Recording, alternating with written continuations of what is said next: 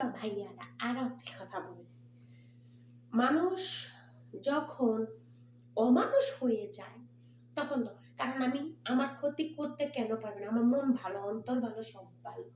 আমি কেউর আনামত নষ্ট করিনি, মিথ্যা কথা কারোর সাথে কখন বলিনি, কারোর মরিচের দানা আমার দ্বারা নষ্ট হয়নি। আমি আল্লাহর কাছে এইটাই সবচেয়ে শুকরিয়া জানাই। কেন না জানাই? কেন আমি এটা আল্লাহর কাছে বিশেষ বিশেষ ধন্যবাদ জানাই।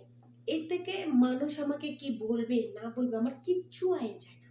কারণ আমার আমার মাথা ব্যথা, আমি খাইলেও আমার কারো কাছে যাব না, না খাইলে আমি কারো কাছে যাবো না, কেউ আমাকে ভাত দিবে না।